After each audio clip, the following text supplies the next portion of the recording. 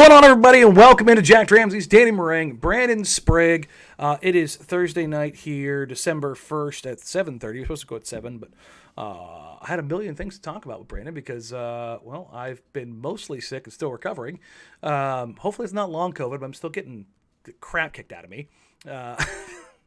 But we're back at it. The Blazers, unfortunately, have lost back-to-back games. 7 of their last 8. They now stand at 11-11 on the season. The sky is falling. Our pets' heads are falling off. It's just the worst possible scenario. Dun dun dun dum. It's not, but we'll talk about why it's not and where things are, and we'll just kind of go from there. So before we get going, remember, like, rate, review, subscribe, help us grow the show. We just crossed 4,400 subs on the channel. Our quest for 5,000 by the end of the year. So if you can, subscribe, help us grow. Share us with your friends, share us with your family. Do all of the things. You can find us on social media at Danny Marang, at Brandon Sprague, at Jack Ramsays. Email the show, jackramsays@gmail.com. Brandon Sprague, how you doing, buddy? I'm great. If for people that were really curious, behind the scenes look, this is exactly what we were talking about.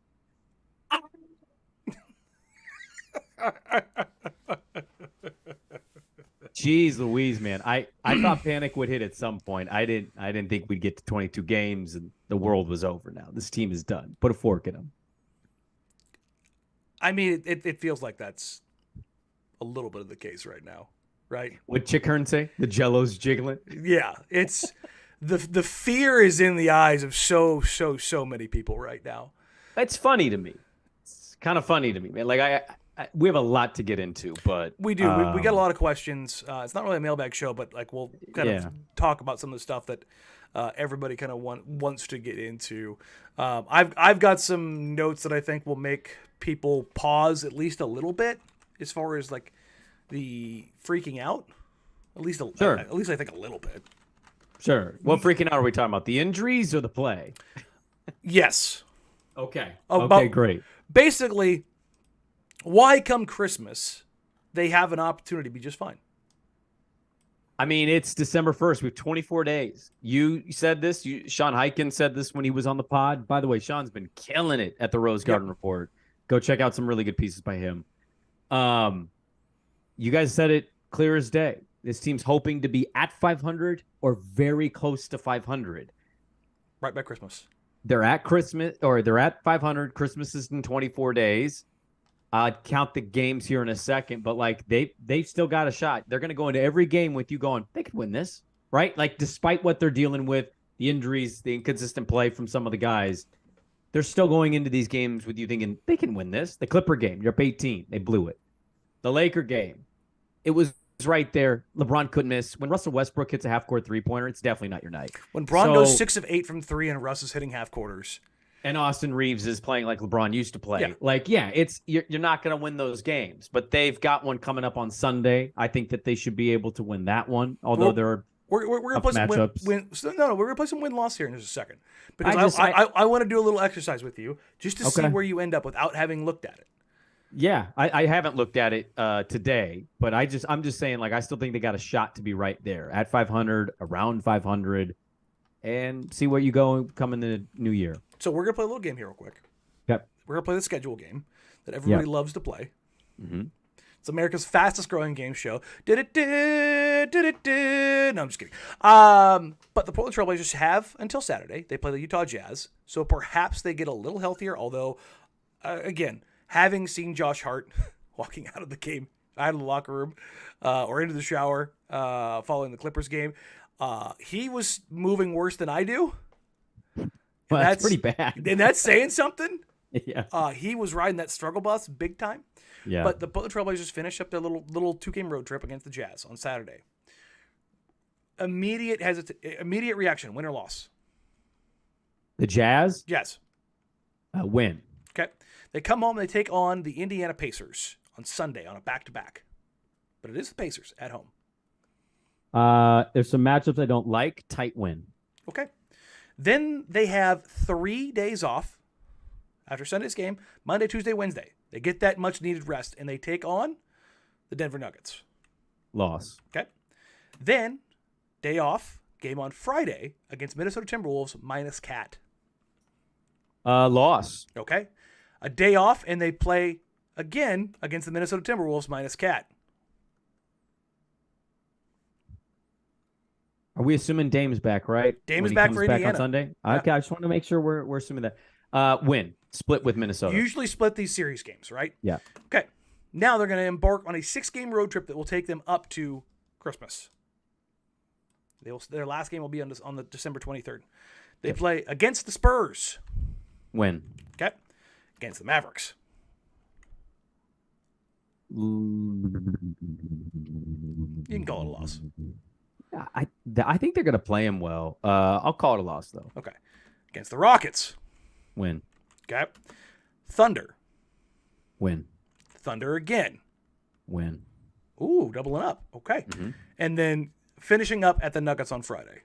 Loss. Okay. So you just picked 1, 2, 3, 4, 5, 6, 7 wins. You just picked them to go 7-4 of their next 11? Yeah. So 1, 2, 3, 4, 5, 6, 7, 8, 9, 10, 11. Is it 11 games or is it 12 games? You got the schedule, not me. Okay, there we go. Perfect. Okay. So that's 11 games. Okay. You picked them to go 7-4. Which would make them 18-15. Is that above 500? I believe that is 3 games above 500, Daniel. All right, ladies and gentlemen. Did you hear it? They win. They're above 500. Hey! What was your record? 1 more loss? Yes. Yeah. Yeah. I went 6-5. Okay. That's fine. Because I don't have them doubling up on the Thunder. Oh, yeah, that's fine. Because it's 2 series games. They're playing relatively well. Like, Shea has been an absolute nightmare to deal with. Shea's going to absolutely destroy them. There's no doubt. Lou Dort's probably going to score 20 points, but I still like it. That's fine. But, I mean, you look at that group of games. I want to highlight this. I called it out on Twitter earlier today from the Jack Ramsays account. The Trailblazers have played the most difficult schedule to date. I saw this, by the way. This was a sneaky good find by you. By a substantial margin. And they've been one of the more hurt teams in the NBA. Yes. As far as impact losses, as far as up and down their roster, they've been one of the most hurt teams in the league. And they've played basically everybody on rest disadvantage. Yeah. And been shorthanded. They have played the toughest offensive schedule and the fourth toughest defensive schedule. Mm-hmm. Meaning they faced the best scoring schedule in the league, best group of offenses in the league, and the fourth toughest defensive roster or contributions in the league. So some of the tougher defenses in the NBA and some of the best offenses, good teams overall, banged up as hell, and they're 500. Yes. Yeah. It's about, I mean, there's your feel good medicine. I still am not sure, like 22 games in, I'd go back and think about that. I'm still not sure I would have had them at 500 or better at this point. Most people didn't. Like, I'm trying to be honest here. I'm not trying to play revisionist history. When we did this, it's like their first 15 games to me were brutal. So the next 7 after that, I don't know. I probably would have called some of those a wash. I don't know. So, I don't know. But, I'm not trying to wipe away the fact that they blew a game against the Clippers. No, there's a lot to get into with some of this stuff. They blew that game. That's absolutely. That's the first genuinely bad loss of the season.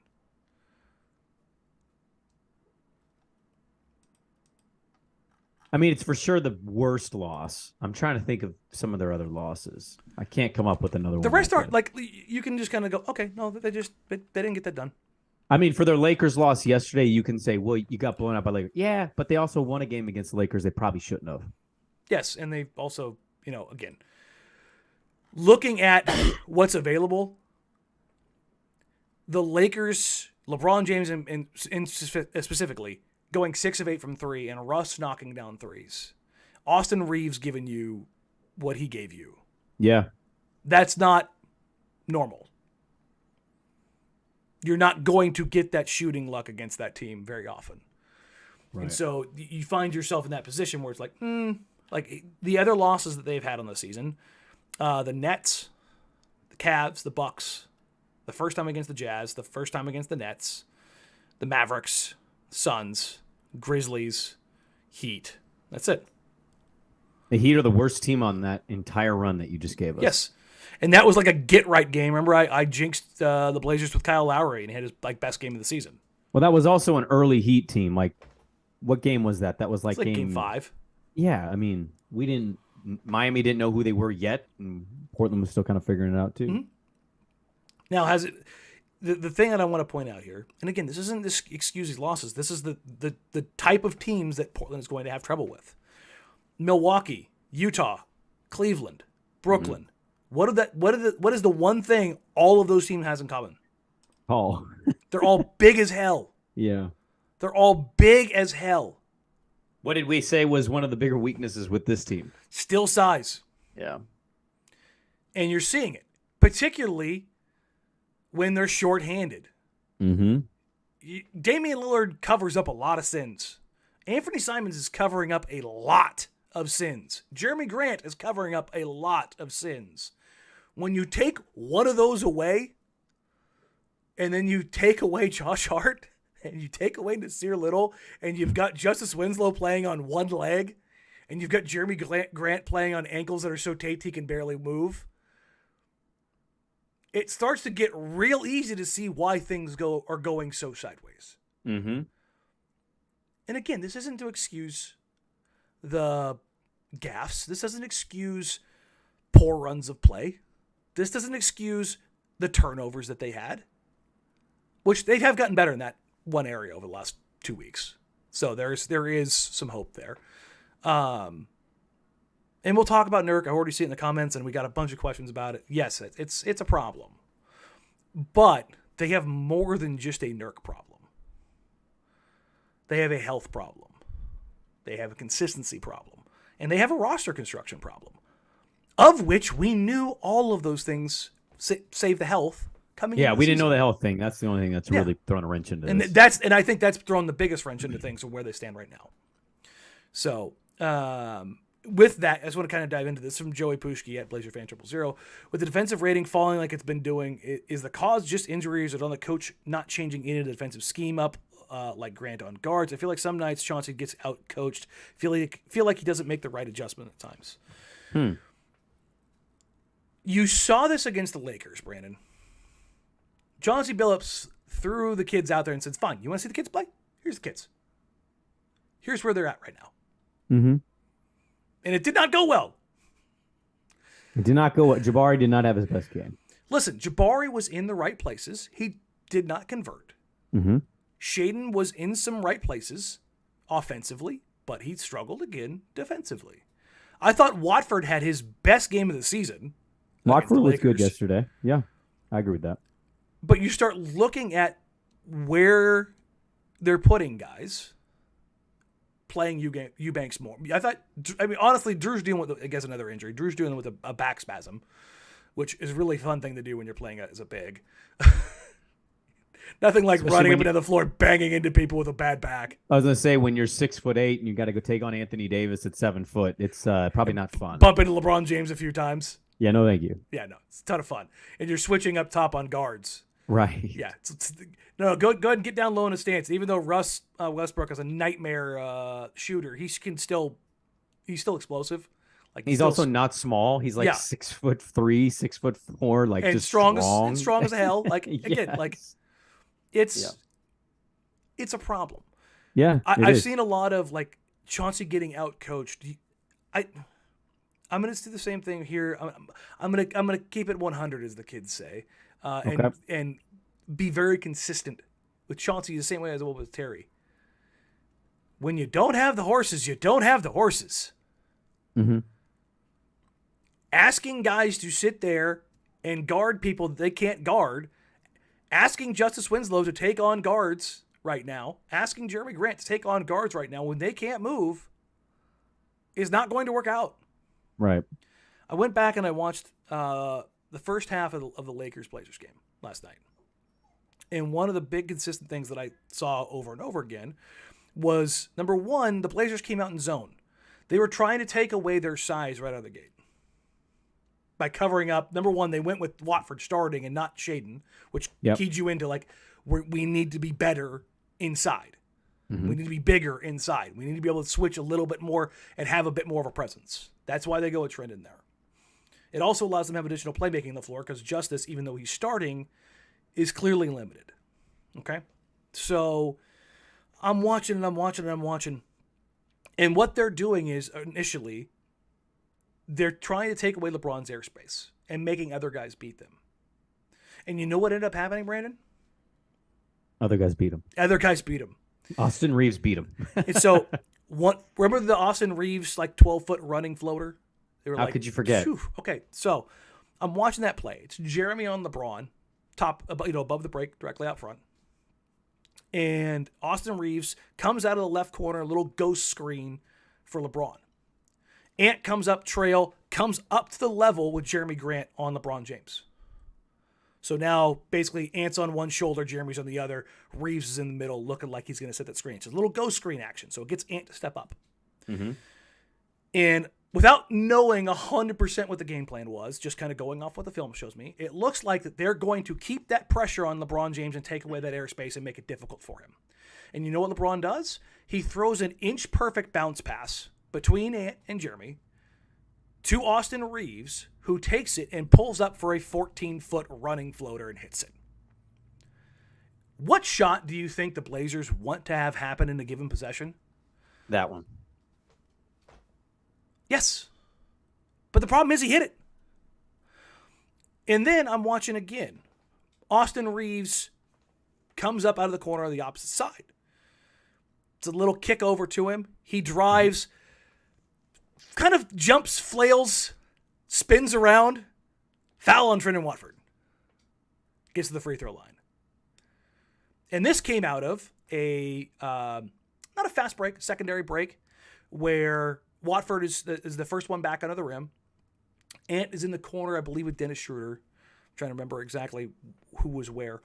But this was just Reeves putting pressure on the defense and making a play. Mm-hmm. This wasn't, they hunted Anthony Simons in pick and roll. They hunted Yusuf Nurkic. No, this is just a basketball play. Yeah. And this was sometimes an opponent makes plays. And it's not the coach's fault, or it's not the opponent coach's brilliant game plan. It's players making plays.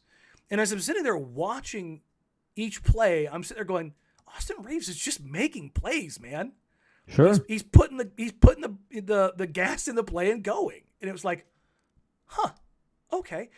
The problem is this fed into the Lakers. This got them going. LeBron hits a three. Westbrook hits a three. LeBron hits another three. Now AD was 7 of 10 in the paint. Most of his misses on the night, 6 of his 7 misses, he missed 3 shots in the paint. He missed 8 on the night. His other 5 misses were outside the paint. Okay? So he was very effective in the paint. AD starts finishing. Now the Blazers start paying attention to LeBron up higher because he's hitting threes. And now he's got his strive for greatness pull-up going, where he looks to the crowd like he's gonna looks right at it, and then he pulls up, and it's the worst fake in basketball history. But you know what's funny? I don't disagree. It works. It works every damn time. Dudes are still like, oh shit, I'm gonna shoot it. It's just, it is what it is. Danny, I think you're making really good points. All right, but what I would counter with is, for whatever the chat is saying right now, I think what more people are hanging on is the Clipper game. Those are the moments more so, like the Lakers. Like, you can sum that up quick. Austin Reeves got going early, set kind of the tone. LeBron couldn't miss from behind the arc. AD was AD, and if Russ is gonna half court heave a shot and make it, you just got to go. All right, it ain't our night. Listen, in 82 games, you're gonna run into probably 8 of these a night. Probably 10% of your games, you're going to run into somebody having flukishly hot. Yep. The whole team, you know what I mean? The key contributors. The Clipper game is where people get a little frustrated. And I will tell you, look, there's a lot of fingers you could probably point in that game. A lot. I look at the big guy, and I think they're paying a lot of money for you to make an impact. And there was literally no impact in that game. None. But I do question. This is where I disagree with you. I do disagree with the philosophy of not playing your rookie shooter at the end there more so than playing Trendon. I get everything you're going to say about you don't want to like reward him with bad habits. He wasn't great defensively. I don't disagree with any of that. I just think ultimately, I think fundamentally where I would disagree is if it's boiling down to Shaden or Trendon Watford, I know Shaden's going to be here in 3 years. I don't know what the future of Trendon is. I hope he's here. He's a likable dude, and maybe he can get better. So I just want the guy to get the experience and maybe give Ant more of a help behind the perimeter. When they lost Jeremy, they just didn't have an offensive lineup outside of Ant. No, they didn't. And I understand what people are saying when they're like, put the floor spacer out there. Again, my pushback, like you said, it's going to be on the defensive side. Yes, Chauncey, I can't defend it. Chauncey was looking for something defensively because offensively they scored 112 points. Sure, it was 118 they gave up. Exactly, and so he's not worried about the offense. Even with them struggling as much as they were struggling, he still wasn't worried about it because proof of concept has played out. Like it was very much, if they run any kind of drop coverage, which they were doing most of the night against Ant, I think it ended up being 26 drop coverage plays and 20 either at the level trap or blitz against Ant, according to Second Spectrum. So of the 46 possessions that Ant officially ended either with a pass or a shot, you saw like how effective it was. And if you want to say this is where Ty Lue outcoached him, fine. That they ran 2 at Jeremy when he was still in the game, and they ran 2 at Ant, and they dared everybody else to beat them. Yeah. The counter to that, you can sit here and say, it's Shaden. There's not a coach in the league that's throwing the rookie out there that's made a half dozen defensive mistakes throughout the game. Also was going into that game, to be fair, and going against my own point here, struggling from the field. I mean, he's a bit of a struggle bus. And it's you're coaching on field. And I think, yeah. I think even if we disagree on that point, I think you can see it from both sides. Chauncey also, I can acknowledge, like, I was a little frustrated. I did my radio show, and I was a little hot talking about that. I was more mad at Nurk, and then I started thinking about that game. I'm like, what the hell, man? But, like, your coach is never gonna bat 1,000. No. Miami's got a roster, and I know Spoelstra's a great coach. I'm sure he's had a few bad nights already because they're not having a great year. Your coach is never gonna bat 1,000. So, okay, you're going to have those moments. The Laker games are hard to be mad at anybody. Just it's like they're so hurt right now. And you and I said this not last year, but I mean, we basically were echoing the same stuff on Terry, right? It was, guys, like there's roster limitations here. You don't have very many coaches. How good have the Spurs been post Kawhi and Tim Duncan? Yeah, when you don't have the dudes, you don't have the dudes. Pop didn't forget basketball. No. And maybe he'll get a dude finally in the draft, and then we'll go, hey, Pop's still good coach. Like, we ultimately know it's down to the Jimmys and the Joes in that league. So I can acknowledge all of those other things. And the other thing about this is on the coaching front.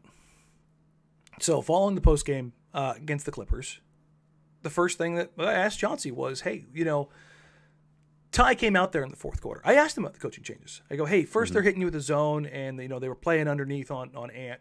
Left, right, and center, and Ant was able to just kind of do what he wanted to do. They started switching everything across, and they put Nick on him, and Ant wasn't all of a sudden with 2 defenders, 1 trailing. Ant got blocked twice. Nick got him once, and I think Musa got him once, if I remember right, earlier in the fourth. The change there from Chauncey, he didn't talk about the offense. What he talked about was Norman Powell got to his right hand whenever he wanted. Yes, he did. Norman Powell went off. Over and over, no matter who was on him. Whether it was Jeremy, whether it was Justice, whether it was Ant, it didn't matter. And he ended up going with Nurk, trying to get some rim protection, and they couldn't stop it. Norm just balled the hell out. Yes, he did. 22 in the quarter. What was he? 8 of 10 from the free throw line in the quarter. He just cooked. And sometimes it's like, yeah, you're trying to take away something from a guy. There's some nights guys just won't be denied. For all of this, here's the thing. So did Ty Lue outcoach Chauncey in the final 8 minutes, but Chauncey outcoached Ty Lue in the other 40? Because Anthony Simons was getting whatever the hell he wanted for 40 minutes. Look, I mean, some of this, I think we really zoom into some of this stuff a little too much. That's my point. Is like the I micro. think you can have no, but the micro is what people hold on to, and so the micro for me would be what? Playing Shaden over Trendon, but also acknowledging too, Ty Lue didn't toss Norm Powell Michael Jordan's secret stuff. No. Norm just went out there and hooped his ass off. Norm just balled out and had himself a nice little revenge game. He did. And so did Cove to another extent. And as good as Ant was that night, Ant, a lot of his production came prior to that. And then in the fourth quarter, they're like, we're going to bottle you up. Yep. And you're looking around, you're like, is anybody going to step up? This goes to my original point, though. Mm-hmm. As much as I disagree with Chauncey on that, Danny, they're out there, paying $70 million for a dude to be an impact player. Yeah. And he's had how many games where you're like, oh, like yesterday, I didn't even know he was playing.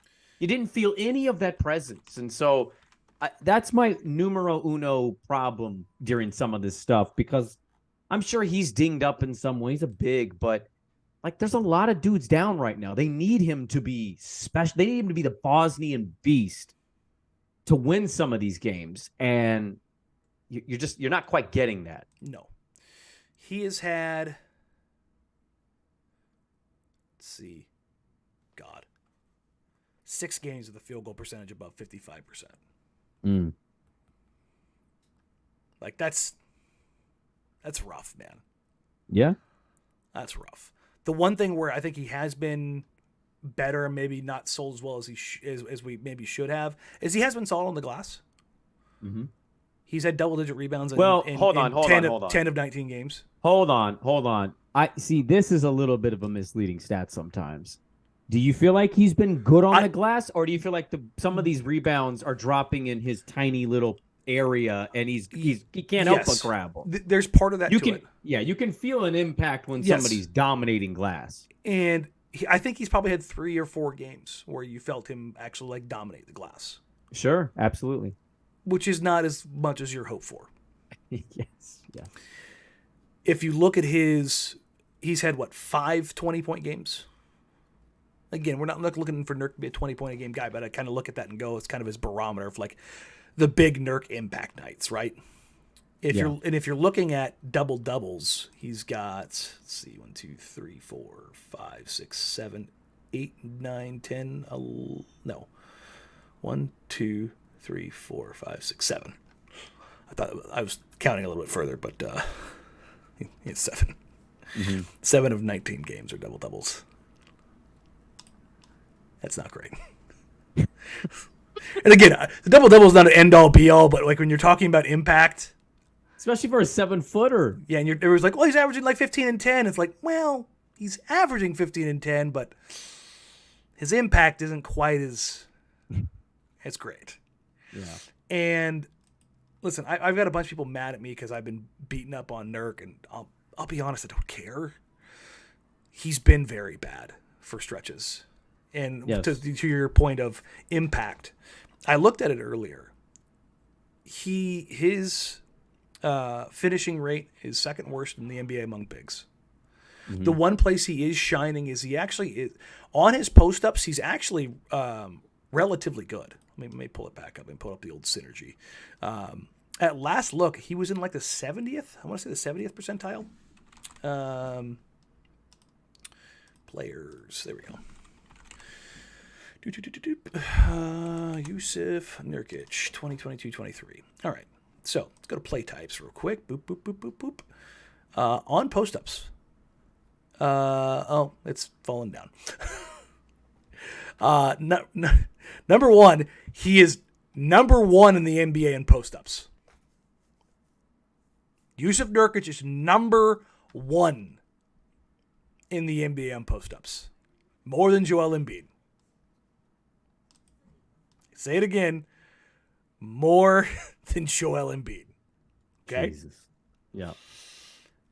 His points per possession have him in the 40th percentile. For comparison's sake, DeAndre Ayton is number 3 in the NBA in post-up percentage. Ayton is averaging 1.135. Yusuf Nurkic is at 0.922. DeAndre Ayton is shooting 60%. Yusuf Nurkic is shooting 50%. Yeah. Yusuf Nurkic has a 16.5% turnover rate. DeAndre Ayton, 6.5%. Okay. Not great. No, and you're Not great. I don't know what to say about it anymore, man. Like, there's a part of me where it's like, is it even worth saying? Because it's a bit broken recordy. It kind of, yeah, that's kind of what I'm getting at. Is like, and it feels like kicking when was down. Yes, and I don't want this to be ever a personal thing. No, like, I don't know who he is as a person. It's a lot of this Look, stuff. Is the same I want to get over this out and there. over. Nurk as a dude is a good dude. I want to make sure that's being said because I've seen people like, oh, he's this, that, and the other. Nurk's a good dude. This guy's out here building schools and hospitals back in Bosnia. He's buying, what was it, 1 million pounds of grain to help sustain food during Ramadan because Ukraine is one of the major grain exporters in the region of the Balkans, and they didn't have food. Like, Nurk gives a shit as a human being. Like, Nurk is a good dude. Yes. So I don't want to get it conflated with me being critical of Nurk, meaning people think that Nurk's this bad dude. Yeah. Don't do that. Don't do that. Because as a human being, Nurk's a good dude, down to his core. He cares. And I don't like doing this because I haven't talked to him. But I do wonder if, Nurk reads stuff. He does. I wonder. Most guys do, man. They do. Like, most everybody reads it. Guys in the locker room talk to me about They it. just they skim and they look for their name or they see the or they article search about their name. them, and They all do. Absolutely. And I wonder if it's getting to him. I wonder if his mortality is getting to him. I wonder if the fact that his leg injury took something from him, and he knows that he's not who he used to be. And maybe some people are right. Maybe he is just content. Maybe he got his contract and he's happy. Maybe he's getting all his post-up touches and he's happy. Hard to be mad when you get that contract. 4 years, $70 million. I see. To me, it's not so much even. I think one of the easier things to do with him is always, and bigs kind of get this the most, though. It's like to say, "Oh, you're so big," right? Like everybody projects their self into what you would do is that, yeah. Into being like, if I was 7 foot, 385 pounds. Yeah. And look, some people would probably do what they say. I just think at the end of the day, you're talking about the best players in the world, and this is just Nurk. Like, this is kind of my point. It's not an attack. It's frustration for sure in some nights, in some moments. But it's not really an attack. No. This is who he is. Like, I'm sorry, the outlier arrival Nurk is the outlier. Nurk fever. Is. Well, the Nurk fever. Post-injury Nurk has been a different player. It's just absolutely. You can look at the numbers and get enough run. No, that's what I'm saying. Yeah. There's post-injury Nurk. There's pre-Blazers Nurk, and like that 2-year period. Yeah. Yes, the 2-year period is basically become the outlier, and so it's like, to me, it's not even an attack. It's just people get mad. Like, that player He's was not like that 17, 12, and 4 yes. at like a 60%, finishing rate. Like, did he struggle with finishing at times? Yeah, he did. Sure, but it wasn't as egregious, and you got more physical impetus from him. Like sure. I think that's my biggest complaint. It's not the flip shots. It's not the hitting the floor or the moping or the throwing his hands. It's that you don't feel Nurk anymore. Yes. You don't. He plays, feel and I'm like, you don't feel his presence, and that's when you're 7 foot 300 pounds and you're the Bosnian beast. He just hasn't been a beast. You're correct. I will say this, and you've been there when it's happened. When Nurk picks up an offensive foul being aggressive early in a game, what do I say? Yeah, you're not mad at it. Good. At least he's being aggressive. Yeah. Good. I don't give a shit. Run somebody over. You fouling out like one every 5 games anyway. You might as well. Like, go get your money's worth, man. Make them feel you. Mm-hmm. If you shack somebody in the meaty back of your arm, catches somebody in the back of the head, then so be it. Right. Like, I am 100% okay with that.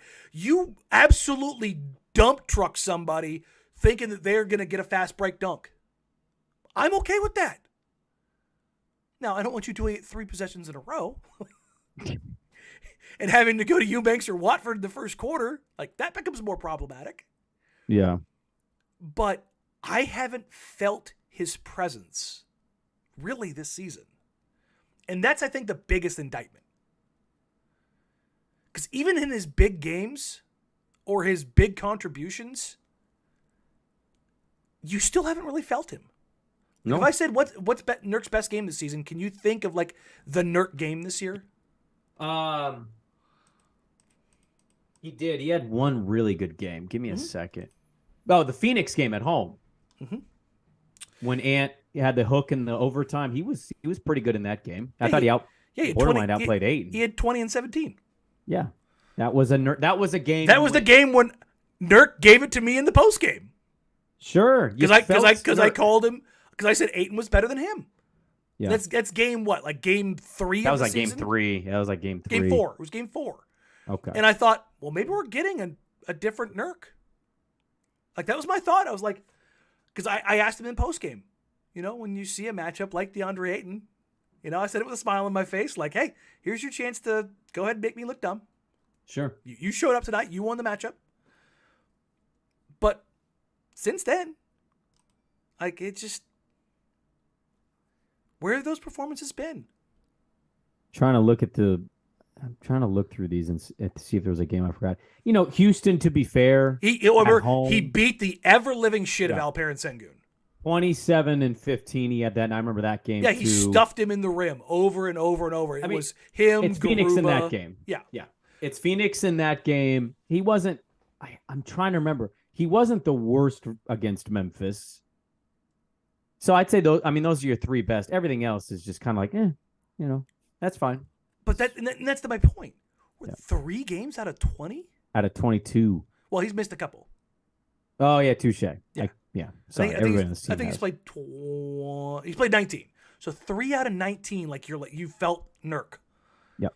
And he leads the NBA in post-ups. So it's not like he's not getting touches. Mm-hmm. Like the touches that he wants.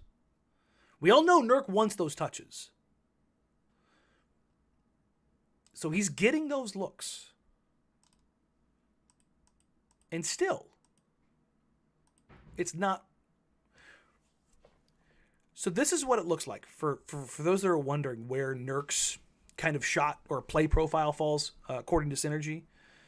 Right now, almost 40% of his plays are coming via post-up. Mm-hmm. So almost half of his actions are coming via post-up. And that's a very significant change in the sense of that is getting away from so much pick and roll. And part of this has become recently, especially with Dame out, we talked about this. The idea of getting better shots offensively without having another creator, because Ant coming and attacking from the top over and over and over again can only be so successful. Right. And so part of the change here is like, okay, let's get Jeremy coming out of the corner. Let's get Jeremy posting up. Let's get Nurk posting up, right? So that's kind of where this is fallen. Nurk's second most used play type right now is putbacks, 15%. 14% at pick and roll man. Then 10% on the spot up, 10% on the cut. And on spot ups, by the way, I will give my blessing, hallowed be thy name, on Jusuf Nurkic taking a late clock 3 above the break. That is an okay shot. He takes a corner 3. I'm going to break my other leg. Because those corner 3s, they're awful. They're atrocious. Yeah. It's like somebody left the barn door open. I feel like he's not trying to do that as much anymore. I think he's aware, like, hey, I got to be on the top. Not only that, I think for floor spacing, the whole Nurk in the corner thing doesn't accomplish a whole lot because teammates, their opponents are looking at him like, you want to go to the corner? okay, we're going to go ahead and stay here in the paint. So there's not, and it's the furthest he has to run back on defense. Yeah. So let's stay away from those. But I don't want this to turn into the bash Jusuf Nurkic segment. I don't. So one thing I wanted to highlight is I've seen a lot of people talk about, instead of a kind of quasi, Drew's going to kind of catch some strays here. I love Drew Eubanks and how hard he plays. Okay. Do you know what the difference is in opponent rim protection when Nurk's on the floor versus Eubanks is on the floor? I'd imagine it has to be substantial. Drew is one of the worst defenders on this team by the numbers because of his size deficiency. Okay. So opponents are shooting 63.4% at the rim with Jusuf Nurkic on the floor. Okay. 63.4%. With Drew on the floor, let me run this. Opponents are shooting 65%. 1.6% difference. That's crazy. I would have thought it was at least 4 or 5%. Not that impactful. Man. And that is you do not feel Jusuf Nurkic's presence. If you're not getting, jeez, that's making me even more frustrated. But at the same point, neither one of those numbers are good. That's the problem. Okay, and that's shooting accuracy. Let's go to frequency real quick. So, with Jusuf Nurkic, I'm sorry, I clicked the wrong one. Hold on. Mm-hmm. I know the numbers, but they're not that far off. I need the Eubanks on the floor. Frequency, accuracy. It's actually less. It's not 65%. It's 64.7. Yeah. So it's 63.4 and 64.7. So 1.4%. Okay. The difference between field goal percentage at the rim for opponents with him on the floor. Okay. Now let's flip that over to shooting frequency. We'll go Jusuf Nurkic. This is the one that for me is more important. If you're 7 foot 300 pounds, you should serve as a deterrent. Yes. You should unequivocally, teams should not want to shoot with you on the floor at the rim. The Blazers are in the 25th. Remember, higher is good, lower is bad. 25th percentile of rim field goal attempts with Jusuf Nurkic on the floor. Jeez. 36.3. Nearly 40% of opponent shots come at the rim with Jusuf Nurkic on the floor. Okay? With Drew Eubanks, it goes from 36.3 to 39.1. Sixth percentile. God. But 3%. 3%. Again, that's a pretty big gap when you're talking about volume. But it's still not that bad. This is a systemic issue. Neither of these guys are serving as rim deterrents. Well, one of them you would expect not to serve as a rim deterrent. It's. I mean, look, I don't want this to sound awful. You're talking about a third string center. I mean, it's like not really a guy that's in a position for most teams to be the straight backup center. He's a fun, good player. He's 6'8". Yes. He's like 6'8.5", and we're making him guard 6'11", 7'1", 7 foot dudes. Like, and you're asking him to be. Listen, be a sieve. If you let him work as a weak side shot blocker where he's got a chance to take a run up, we've seen what he can do. Yes. He's a great shot blocker. He's a great shot blocker when he's got the ability to run with guys. Absolutely. Unequivocally. Yeah. He tries hard. He's a rat ass. He gets under guys' skin. And you know what? I've seen a bunch of people ask, like, what are guys shooting? What are guys shooting? What are guys shooting? So I will pull this up here real quick. Okay. Yep. Shooting frequency. Shooting frequency, not overall. So at the rim right now, Yusuf Nurkic is taking 61% of his shots at the rim, which is good for 67th percentile. It's good. Eubanks is 74% of his shots are at the rim, 81st percentile. Okay? Yeah. Shooting accuracy. Yusuf Nurkic is at 60%, which is the 13th percentile. 13th percentile. Okay? Drew Eubanks is shooting 80% at the rim, which is the 90th percentile. Okay? So, Drew Eubanks taking more frequency of his shots at the rim, finishing more of his shots at the rim, while being 4 inches shorter and 60 pounds lighter.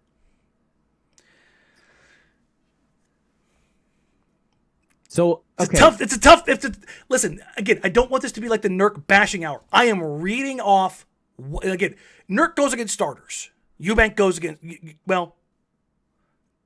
Eubanks mostly goes against bench units, but, they've gone small. And they've Eubanks gone small. There's been foul trouble. Yes. Let's not sit here and act like Drew's going against all 2s and 3s in this league. But I railed that back. I was like, you know what? Now that I think about it, Drew's gone against quite a few starters. We don't need to apologize anymore. There's no preferencing here. Like, we can just say what we need to say, and that's you're highlighting that the numbers they're not bearing out a good result. No. And you know what? This is where like analytics and eyeball tests meet. It feels exactly how you're saying it is. And so I think overall, man, it's tough. Like, you want certain guys to play better, and maybe some people want certain guys to get more minutes, and I get it, but like, you're fundamentally behind the 8 ball a lot of nights when you're starting big, who is significantly bigger than your backup big, who's significantly smaller than most teams' backup bigs.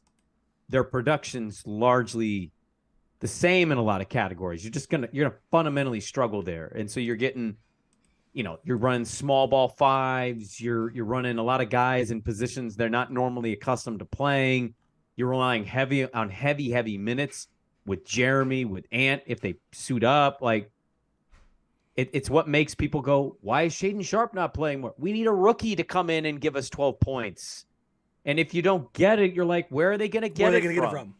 So that's the overall, like, that's ultimately what we're saying here. It doesn't have to be a, let's apologize thing. We're just bearing out the numbers, and he not producing on the level in which you gave that contract, right? Like, we're supposed to base guys on the pay scale, and I'm not mad at anybody getting the money, get the bag, but there are expectations that come with certain bags, and unfortunately for him, this one does, and it's hurt him. And it's part of the reason. It's one of the big stories and reasons they are who they are right now, because they're injured and they're not getting that help from one of the higher paid players on their team.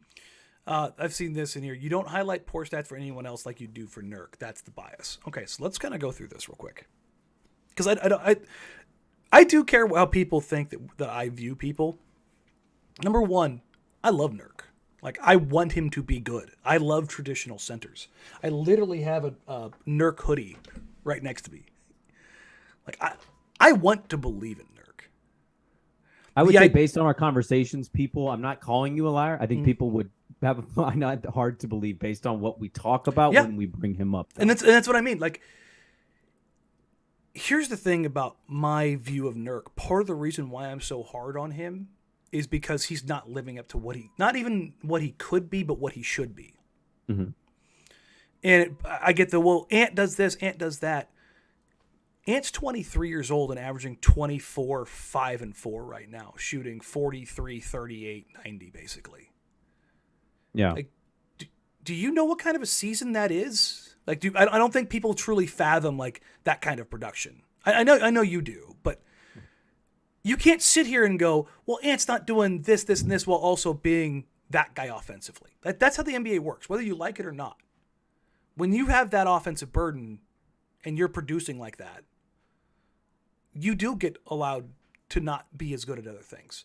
Nurk, if he was giving you 20 and 12, shooting 64% from the floor, being this physical presence, you know what? I would live with him getting a flip shot or two, taking a possession off. Mm-hmm. But that's not the case. So let's kind of go through this real quick because I see a lot of Ant's the worst defender in the league. He's not the worst defender in the league, guys. It's stop. The Ant, Hart, Grant, Winslow, Nurk lineup is a plus 8.3. Their offense is in the 75th percentile. Their defense is league average at 111. With Eubanks, the offense drops off from 119 to 110, but the defense goes from 111 to 106. That's everybody else the same, except for Nurkic and Eubanks. Why does the defense get so much better with Anthony still on the floor, but Yusuf Nurkic no longer on the floor? Is it because Anthony Simons is a bad defender? Like, it's because you're not getting what you need to out of Yusuf Nurkic right now. He's not filling his role. Ant's role isn't to be a stopper. No, I think he'd be one of the first people to tell you that on this roster. No, and it's something I've talked about. I talked about him before they went on the 6-game road trip. We talked about this, Brandon. The whole idea of whose name is up on the whiteboard when an opponent comes into play the Blazers when they're healthy. Like they're not going to. I mean, yeah. And Ant knows this. He goes, listen, they're not going to go at Jeremy. They're not going to go at Josh. We're not going to let it be Nurk. And Dame's a vet, and he's strong as hell. So who are they going to go after? They're going to go after me. And he basically what he says is like, you can say what you want and this, that, and the other. When they go back at the video and they look at it, he's not getting killed. Now, can he be better and should he be better in instances? Yes. And he will also tell you that. But so will everybody else in the room. Mm-hmm. And that's the kind of like figuring out where like this whole pecking order. This isn't me like defending Ant. If Ant starts like turning into a full-on turnstile, getting cooked and not contributing on offense, I'll be the first one to jump down his throat. Like, I don't know. I just I don't really have much to say to that response about you don't highlight other people's deficiencies as much. Like, I don't know. Maybe we don't dive into the numbers of every player in the rotation here, right? But like, we're talking about why they are struggling. That's the large percentage of Blazer fan right now is talking and saying, well, what's the problem? Where's the disconnect? They're not a perfect defensive group. They've got absolute deficiencies. Shaden's fallen off defense. Like, we kind of had some hope from him in the beginning, and now you're watching Austin Reeves dribble right around him, right? Ant isn't the strongest defender. As you mentioned, he's not the worst defender in the world either. Josh is banged up. He gives you something. Jeremy's out there. Like, you just have guys that are good and okay and not as great. That's what you're dealing with. To me, I cannot get past, like, their biggest reason for their struggles is it's the guy they just signed. It's the dude they gave 4 years guaranteed to. And look, I know we've talked about what the future holds for that dude. Maybe he's not for long. I don't know. I'm not the general manager, but I think I just kind of feel like when you get a 4-year deal, a team is basically telling you there is an expectation with this. And if you're not going to produce as somebody being paid to be right now with everybody banged up, Dame's still not technically back. Nurk's the number 3 guy right now. Right, but he's the second highest paid. 3rd. Well, Dame's not playing. Well, Jeremy and Ant are both. Well, okay, Jeremy, touche. Jeremy's current contract is just above. Higher. You're right. But still, like, he's 3rd. There's a pecking order to this. Yeah. Would you say that Ant has been producing? Ant has been producing. Okay, would you say Jeremy is producing? Ant and Jeremy just finished as Player of the Month nominees. Ant averaged 25, 5, and 4. Jeremy averaged 20, just under 25. Okay. 4, 3, 1, and 1, and they both shot the living hell out of the ball. And their 3rd guy is. It's been.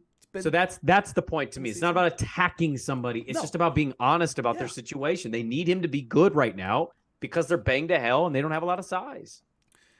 You know what? I haven't looked at it. So real quick, let's take a look at where Nurk finished the month of October. So Nurk finished the month of October with 14.5, 9, 2.8 assists, 2.7 turnovers. So basically, we'll call it 15, 9, and then a 1-to-1 assist to turnover. Mm-hmm. Problem was he shot 52% from the field. 52% of the field. He shot 44% from 3. on 2 attempts and 69% nice from the free throw line. Like that's rough, man. When your big is shooting under 55%, under 52%. Yeah. When you're considering the looks that he's getting are almost entirely shots at the rim. I want to pivot away from Nurk because it feels like this has turned like a Nurk freaking session. This is a question from Luke Jacket. Some people need that session, man. I know. But this is from @LukeJacket. As fun as the first stretch was, should this stretch erase our optimism about what this team can be when healthy? What do you think?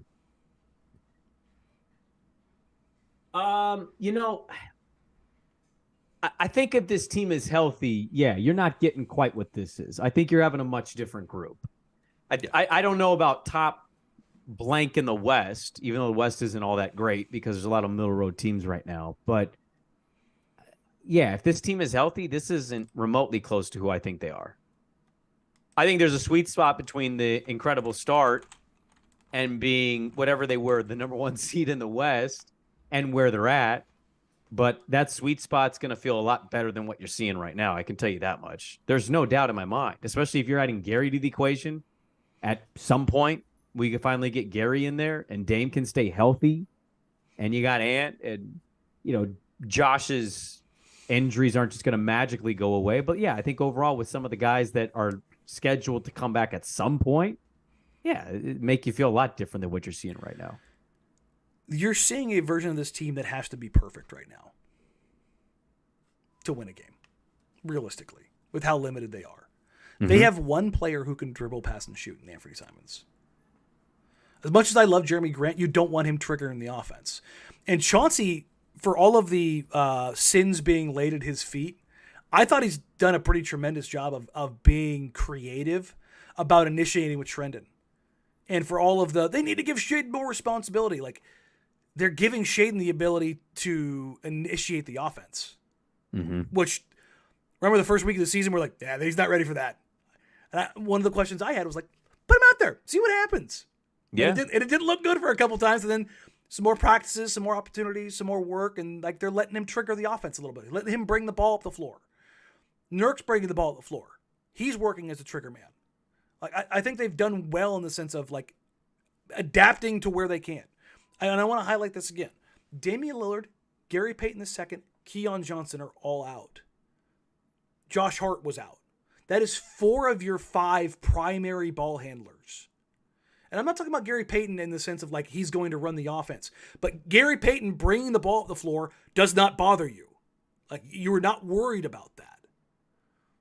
Like, Justice Winslow, when I said the other day that they need a playmaking wing, my whole thought process is I want Justice Winslow coming off the bench as your kind of your grease guy. Mm-hmm. With Justice Winslow starting, you're having to have 2 non-shooters out there in Justice and Nurk. And you're already limited on what you can do. And this whole idea of Nurk shooting threes, but opponents are not going to care about Nurk shooting threes for 3 years. Right. They need more juice there. They need a floor-stretching big man. They need the ability to play big, but also at least 4 out. With Josh Hart, at first I thought there was something wrong with Josh, like he was just being hesitant, maybe working his way in. I looked at it. He's just not taking threes now. Like that's a problem that we can kind of go down that road later. But I think he's just lost some confidence with it. I think that's part of it, but like he's just not shooting at all. It's super weird. And for everybody asking, I'll run through it again here with a quick injury update. I don't know about Gary. I've been told that he's been cleared to go physically. He's just got to kind of work through some uncomfortable stuff. How that gets there, I don't know. Nas is still a day-to-day. They got to figure out where he's at.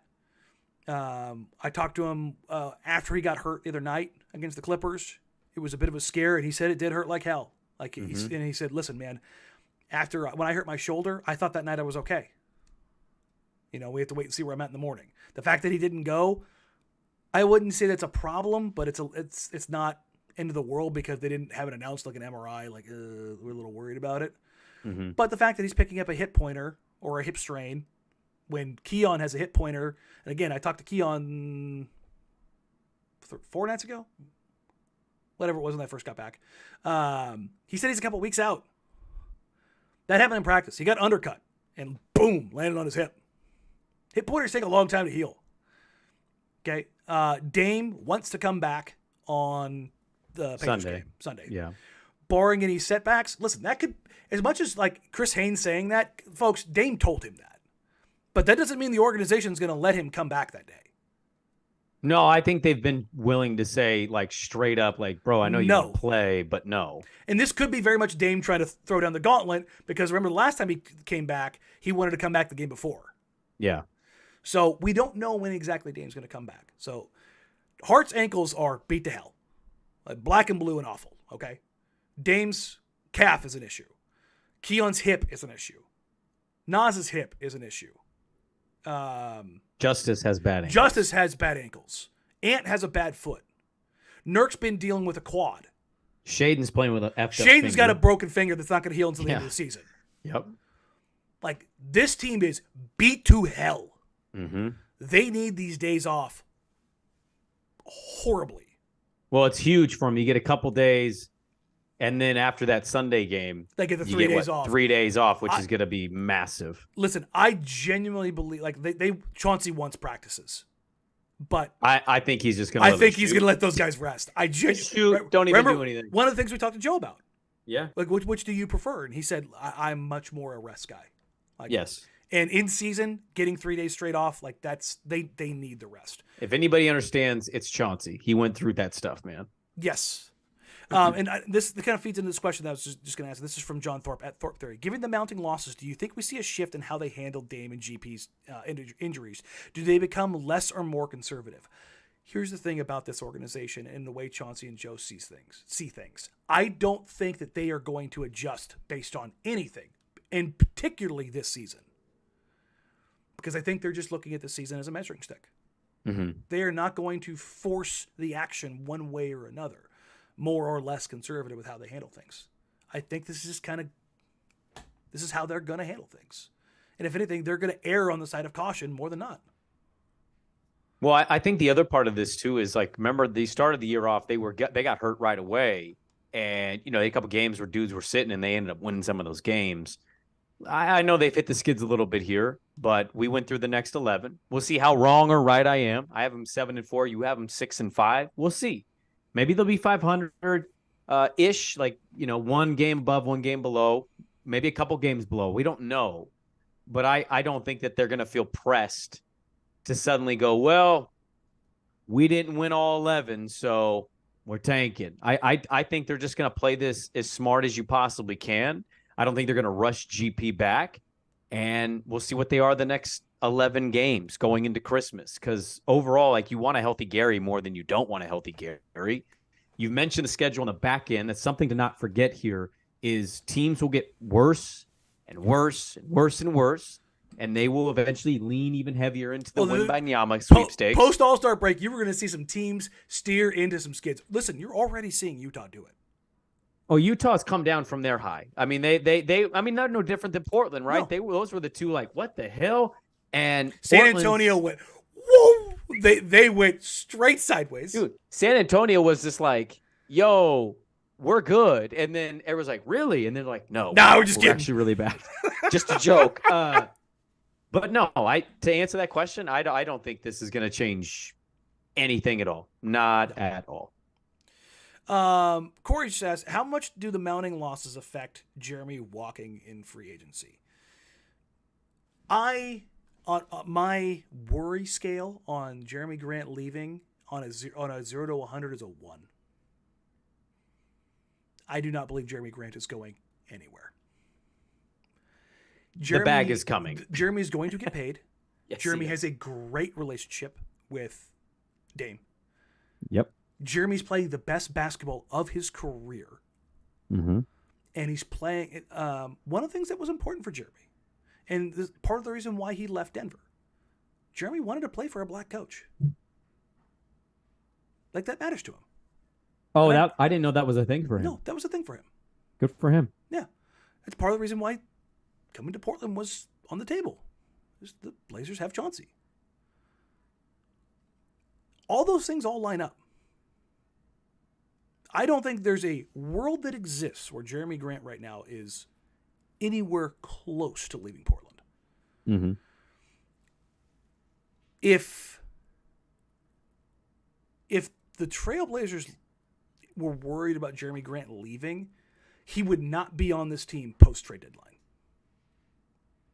There's no way in hell, if they had an inkling that he might be gone, this is not Neil Olshey with LaMarcus Aldridge.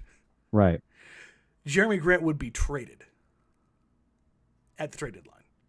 If things got that bad where they were worried about it, not a chance. They'd be out of there. Yeah.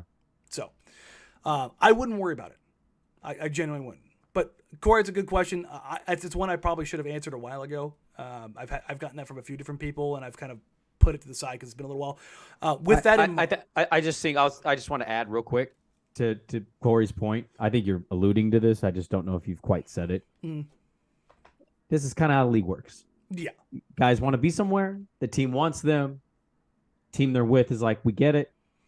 You figure out the deal. You get what you want. Everybody wins. Team that trades you is like, hey, that team's really nice to players. Guy goes where he wants. Franchise says, hey, thank you for coming here. Here's the bag. Mm-hmm. It works for everybody. And so I think that that's kind of how the NBA operates in a lot of ways, especially with these agencies. Yes, 100%. Not only that, he might end up being an all-star here. The way he's playing right now, man. like if he all-star stuff. If he keeps this up, he's an all-star in the West. There's no doubt about it. Like he's been that good. Yep. 300%. So all of those things, all in a line, not something I'm worried about. We're running a little long here, but I want to get to this. Oh, yeah. December 15th, first day that all the guys that signed new contracts are eligible to be traded. Nurk is not eligible to be traded until January 15th. So everybody because he was resigned using bird rights, he's not eligible to be traded until January 15th. So nothing will happen with him until then. So for everybody, one way or the other, that's where this is going to go. Now, could the Blazers make a smaller move in the meantime to reinforce their front court? They could. Come, December 18th? You're 2 months into the season. And what did Joe say, Brandon, when we had him on? I want to give this at least, a good GM would give this at least a month. He wants to really evaluate and I want to give it 2 months. Yeah. But they're going to make moves. Without a doubt. Listen, say what you want, whatever side of the fence you fall on as far as what moves Joe Cronin and his staff has made. Joe is aggressive. He did more in 6 months than Neil did in almost 10 years. For all of the talking that Neil did about making big moves, Joe did 2 massive moves that Neil could and would never do. It was trading CJ and bringing in a premier wing. Yeah. And so far, the returns on both have been tremendous. I mean, Dame's already come out how many times and said, I haven't had a 4 like this ever. No. Like, he's the only other player Dame has played with like Jeremy is LaMarcus. That's it. Yes. And he's not the same player. No. So, that's where you ultimately end up. Yep. We'll get out of here on that. So, thank you, guys. We appreciate it. Listen, I want to get back to where this is more fun and we're not beating up on guys. So, one of the things I'm going to do... I didn't think we were beating up on guys, man. I'm not apologizing for this. I think we're addressing the obvious woes that are going on right now with this team. I'm saying I want to have... One of the things I've always said is, when there's good things to talk about, I'll talk about good things. When there are bad things to talk about, I'm never going to shy away from them. But I want to get back to, hopefully, them getting healthy and having more positive things to talk about. But one of the things I'm going to do over the next couple of days, because the Blazers do have some time off, is that I'm going to dive into the defensive stuff. And I'm going to highlight where Ant has been good or bad. I'm going to highlight where Josh and Justice have been good or bad. Highlight where Nurk has been good or bad. And kind of show you what I'm seeing. And dive into some of that stuff as far as good, bad, and the ugly. And then more than that, more than calling out what's good or bad, I want to have a discussion in this video based on... I want to help people be smarter in the sense of sometimes you can do everything right and an opponent can beat you. And I want people to understand and watch the game and watch film differently in the sense of process matters more than results over 82 games. Sometimes dudes just hit shots, and it's okay. And to say this guy cooked this guy, no, sometimes guys just make a play. And I want us to be smarter about how we watch stuff. So I'm going to reach out to a few people as well over the next couple of weeks. I'm going to try and get Steve Jones or Nikias on to come and kind of dive into some stuff. Man, talk about breaking things down. Listen, Steve Jones is a friend. He actually grew up with my wife. So there's and he's obviously got ties here, and he owes me. So I'm gonna see if I can snapper. Yep, I'm gonna see if I can get him to come on. He was he was assistant coach, and he was a video guy. Yeah. So I want to see coaching the NBA in Arizona State. Get into it. So, but we'll just we'll go beyond that because I want people to understand what we're watching, why we're watching, and why it matters.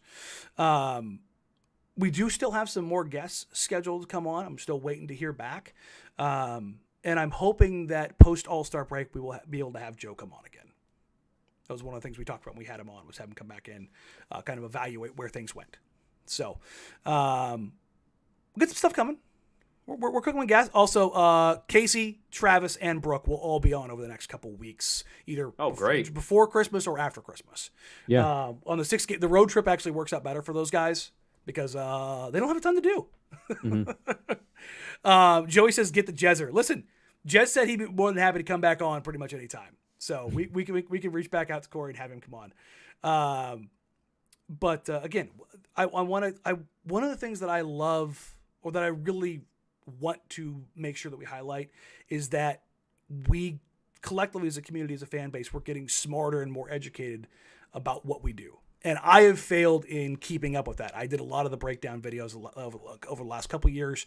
Just with everything else, it's been a pain in the butt for me to keep up with. But now that things are kind of settling in and things are where they are, I want to focus more on that. Fun P says, is he really the Snapper's son? Yes. Yeah, he's Steve Jones Jr. Yep. Yeah, no, he is the son of Steve Snapper Jones. So yeah, well, we'll get out of here on that. Again, like, rate, review, subscribe, help us grow the show. Share us with your friends, share us with your family. Like I said, I've got an autographed basketball here. If we get to 5,000 by the end of the year, I will give it away. It is a sweet, sweet, sweet, juicy autographed basketball that will look good in any man or woman cave. It will look good in a person cave. There you go. Again, like, review, subscribe, help us grow the show. You can find us on social media at Danny Marang, at Brandon Sprague, at Jack Ramsays. You can email the show, jackramsays@gmail.com. I've gotten a bunch of questions, people DMing the Jack Ramsays account. I'll be honest, guys, I don't check that nearly as often as my own account. You can tweet at the Jack Ramsays account. Don't DM the Jack Ramsays account. Because I in order of priority, remember, I run the 1080 social account. I have to manage that across all social brands. That is like part of my job. And so I manage that, and then I manage my own personal stuff. I don't check the Jack Ramsays DMs all that often. Yeah. So don't DM that one. If you're going to DM anybody, DM my personal account. Then, because those I do check at least once a day. But other than that, thank you guys so very much. Remember, you can watch or listen to, you can watch Brandon and I soon. That's coming up. The cameras are getting installed in the 1080 studio, and no, I'm not kidding. We will be live streaming, and you'll be able to harass and harangue us in our studios. Whether it's on YouTube or Twitch, we're still kind of working through it. Trying to figure that one out. Yep, that's actually, I got a meeting next week about that. So, but you can listen to Brandon and his co-host Andy Dirt Johnson and the glorious Beaver Talk heading into bowl season. No more Sun Bowls, baby. From 6 to 9 in the morning, 10 a.m. Fan. You can find me and my co-host, Dusty Hera, noon to 3, where I will be just the most obnoxious USC fan you will ever see. Oh, my God. Especially if they win tomorrow. Jesus. Hallelujah. Praise be. They're back. Listen, I will probably not run. I will lightly meander through the streets of Newburgh half naked if USC goes on and wins that game tomorrow night. Again, thank you all so very much. We appreciate you. We love you. Go Blazers. Do all that stuff. Hopefully we've got some more fun to talk about. And we'll catch you guys, let's see, Sunday? Yeah, Sunday. And until then, take care. sorry, we have the watch party for the Utah Jazz as well. So I'll put the link up for that before the game on Saturday. Other than that, take care, everybody. Have a wonderful night, and talk